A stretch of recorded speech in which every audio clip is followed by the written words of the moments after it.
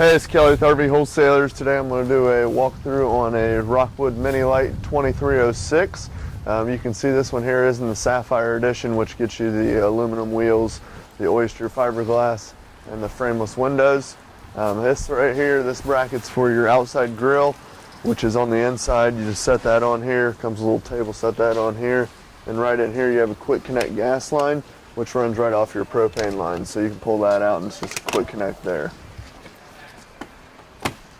Right here, you can see you have a receptacle there, and you have a TV hookup here. So you just take the TV from the outside, lift it up, and it sits right on this same bracket. So you can bring the TV from the inside of the coach and bring it out here, sit underneath the awning. Outside speakers here. Now the awning here, I'll show you how to use that real quick. Just unhook this little Velcro strap here. Same thing on this side. And you'll grab this big long skinny rod here and you'll pull down there. Then you come over here to this clip, and all you're going to do is you're just going to squeeze this together. Squeeze it like that, and there's a little knob right here. Just loosen this knob up a little bit. Do the same thing on this side. Squeeze this together, loosen up this knob, and you'll come right here to the center. See that little strap right there? And you just pull it out, and you want to make sure that both sides are releasing. You just pull that on down. You can do it with one person. Sometimes it's a little easier with two, however you want to do it.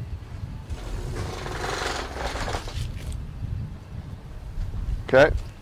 And a lot of people will just bring this cable down here, and then you can wrap it around this arm to get it out of your way. It just slides right here in this track. You can see it here, and it won't go all the way out because it stops right here. Then people will just wrap it around this arm to get it out of the way. Okay. And if you're doing it with one person, it's just as easy to bring it over here. Then what you're going to do, you're going to take this arm, going to run it up, and all you want to do is just put a little down pressure on this and tighten this knob up. What that's going to do is give us a little tension on the fabric. And then you'll do the same thing on this side. Over here, bring this arm all the way up past this gray clip right here. Right there. A little down pressure again. Tighten it up. And then what you're going to do is you're going to lift up on this black handle. You're going to just raise it up, and it'll lock in. You can raise it up however high or low you want. Do the same thing on this side. And you always want to leave it pitched just a little bit, that way you get good rain runoff. And like I said, you can just wrap this around here, that way it's out of your way. Okay, so that's how you put it up. Now to take it down, you're going to do just the opposite. So you're going to lift up on this, set it down to that bolt right there, release that. Do the same thing on this side. Take it all the way down, and you're going to loosen the knob, push down on this little gray clip here. Show you that on the film. Push that down, and this just slides all the way down to that bolt. Do the same thing on this side. Loosen the knob, push down this gray clip, run it all the way down, and you're going to come out here. You're going to grab your rod. Now if you have a partner helping you, you can have them flip the switch. You just want to make sure you have a hold of it. Now if you don't, you can go ahead and just do that right there, then just drag this back to the center. And just let this go up nice and slow. I like to kind of run it at a little bit of an angle, that way it's not all bunched up in one spot. Just let that go up nice and slow here. And once it gets to where you can't reach it, then you just hook the rod back on it. Let it go up. Then you squeeze this together and tighten the knob back up. Same thing on this side.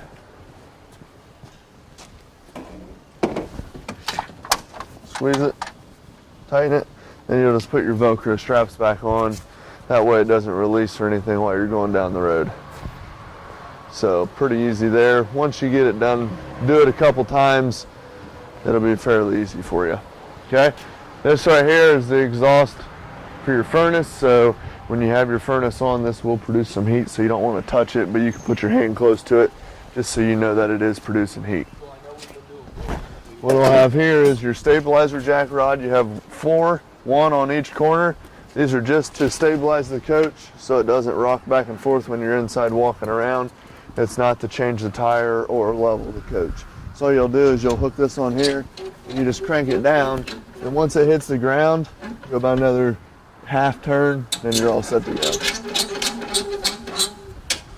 What a lot of people do as well is they'll take like a cordless drill with a socket and just run it up and down a little bit quicker. Storage there. Unit will come with 2 30-pound propane bottles with the cover. You always want to run both of these open. They're empty right now, but when you have gas in them, you want to run them both open. Okay, and then whatever side this auto changeover regulator is pointing to, that's the tank it's going to pull from first. So essentially it's pointing to this one, so it's going to pull from this tank first. You can see that this eye is red. When you have gas in there, it'll be green. So if you come out in the middle of the night and you see that this eye is red and it's pointing over here, that means this tank ran out.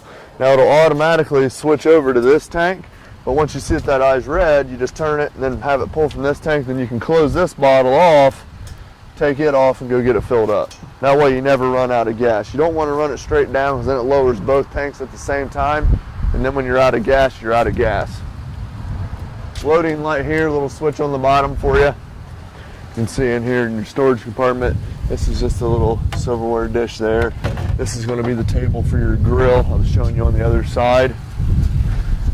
This right here is your freshwater fill. So if they don't have water hookup where you're going camping, what you'll do is you'll take your water hose and you'll just stick the hose in there and let that fill up until it starts squirting out. And then you'll utilize your pump to pump from that tank to your faucets. Okay? Over here, this is your power cord. You can see there's a little light on the top of it. If that's lit up, you know you got juice coming from the shoreline. This is your power cord, cable and satellite hookup here. Okay, and you can see right down here on this bottom side, a little petcock valve right there. You just turn that the other way and that'll drain your fresh tank for you. Okay, more storage here. So this is your city water connection. So if they have water hookup where you're camping, you don't need to fill your fresh and you won't need to use your pump.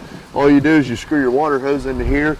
You want to make sure you use a little water pressure regulator, so if it's higher pressure area, you don't burst your lines. And when you go to winterize it, you'll just hook your hose up to this, stick it in the jug of antifreeze, and it'll pump through the water lines. Okay?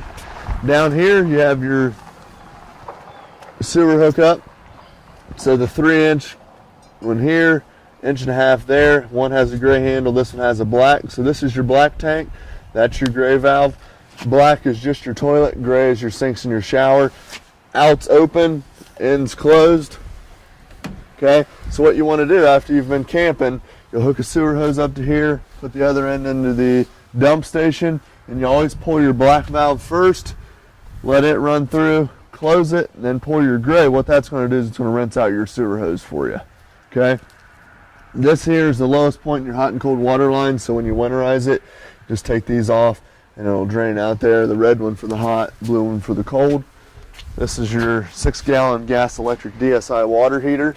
So when you first start camping, what you'll want to do is pull up on this so it's sticking straight out, and then turn the water pump on if you're running off of your fresh, or hook the water to your city water and it'll fill up your tank. And then once it starts pouring out of here, just shut that, then you know it's full. You don't ever want to run that unless you know it has full water.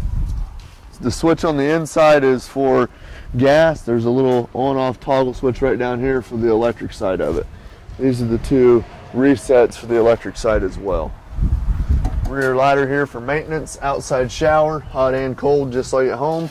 This here is going to be your black tank flush. So what that is when you're hooking up to do your sewer dump, what you'll want to do after you pull the black valve, you'll come over here while the valve's still open, hook a hose up to this, turn it on, it's going to spray inside the black tank to rinse it out. You just want to make sure that black valve is open before you utilize that.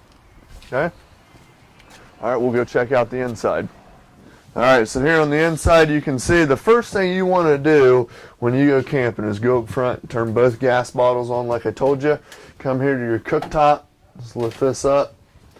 and then you'll come here to your stove, turn all 3 burners on, and just take this sparker knob and turn that until all 3 of those are burning. What that's going to do is it's going to get all the air pockets out of your gas lines. That way everything on the gas system functions properly. Okay? Now your oven, you'll just light that, just turn it to pilot, stick a stick lighter down there, light the pilot up. It does have an exhaust fan here. Microwave works just like at home. All the lights have a little button right on the inside of it. Just push those on, all LED lights. Sink, just like at home here. Double basin sink. It is stone cast, so it's not plastic, it won't melt. You can use the back of this as a cutting board as well if you'd like. Okay? All hardwood cabinets. See that? Plenty of storage there. Over here you have your AM, FM, CD, DVD. These 1, 2, 3 will determine which speakers you want to run, if you just want to run the outside, what have you. Television here, which if you lift off again will mount to the outside. Thermostat, it's going to basically be just like the one at your house. If you want to turn it on cool, you just go to cool, and then you can adjust the temperature here, heat, adjust the temperatures there. Okay? The refrigerator is gas and electric, 110 or gas. To turn it on, all you do is hit the on button. Auto, what that is it's going to search for electric first. If it can't find electric, it'll automatically switch over to gas. Now, if you're only running on gas and you know you don't have electric, just pop that button out. It'll automatically run on gas. It automatically ignites for you, the whole 9 yards. Now, one thing with this refrigerator, it'll work just as good as your one at home will. It just doesn't have a compressor to suck the hot air out. So if you're going to go camping like on Saturday, Sunday, Monday, Friday, plug your camper in at home, let this fridge start cooling down because it'll take about 6 to 8 hours to cool down. Okay? Bunks back here. You can see the grills in this box here. Underneath it here is a ladder so people can get up on the top bunk. The AC here, it has a quick cool option, which is right here. Basically makes it non-ducted. It'll just dump the air out here. If you close those off, it'll shoot it throughout the ductwork. Okay, you can see all the ducts here throughout the coach. It does have a curtain to shut this off. Now this does have a Murphy bed, so obviously when you're not sleeping, you'll have it folded up like it is right now, so there's a lot more room in here, plenty of room to move around, walk around, extra places to sit so you don't have people sitting on the foot of your bed. Very, very nice feature there. When it is time to go to bed, what you want to do is just lift up on the bottom of this. Again, there's storage underneath there, access to the pass-through. Just lay that down flat, and you'll come over here, lift up on this, just move it back and forth a little bit to release that. There's a pin on each side for transit. Okay, then this just folds down nice and easy. Make sure your hand's not in here and getting pinched, but you'll just lift this down, and this will lay like this. It just lays down nice and easy. Then it's sitting above, so it's just as sturdy as it was if it was a fixed bed. Obviously, you'll just take your straps off when you're wanting to use it there. Vent there, you can crank that open. And then when you're going to take off, just push this back up. And you just want to make sure that that is pinned. Now, if you're just doing it for the day, you can just do one side. If you're traveling, I would definitely do two. Fold that back up, just lift from the bottom there. Storage on both sides, hanging bar there. Drawer there. Little countertop extension here, just lift up on that. Speakers inside, speakers outside. Right here you have your TV antenna, so if you're going somewhere and you want to pick up local stations, crank this up. When it stops, you stop. Don't go any further. Right there. Then you just pull down and turn this until you can pick up a station, then you stop. And then on this side you can see there's 2 points. What you want to do is make sure that those are lined up like they are now before you crank it down. Then you can crank it down. You'll hear it hit the roof. When it stops, you stop again. Okay? Alright, so over here's your monitor panel, interior, porch lights. It's all labeled for you. So this is your monitor panel, like your battery. 3/4 of the way. Your battery will trickle charge anytime you're connected to power. So you just, and anytime you're hooked to your tow vehicle. Black tank's empty, gray, and fresh. Okay? Water pump here. So if you're running off your fresh tank, you'll turn this pump on, and it's an on-demand pump, so you don't have to come over here and flip it on, flip it off, flip it on, flip it off anytime you use the faucet. Once it builds up pressure, it'll automatically shut off. Now if you're hooked to city water, you don't even need to use it. Water heater on gas, water heater on electric. Now remember, if you're running off electric, you got to flip that switch down there on the bottom of the water heater, bottom left-hand corner. Okay? Right down here, you have your breaker and your fuse panel. They're all labeled for you. 12-volt fuses, 110 breakers. And here in the bathroom, you have a skylight here, switch on this side, and you have a fan over here. All you do, pull down to unlock, and then you just crank it to open it. Crank it all the way up, or just as little as you want. And you turn the fan on over here. Exhaust fan, very nice. Always run that when you're taking a shower or stuff like that. And you close it, and you'll just push up on it to lock it down. Also has a foot flush toilet.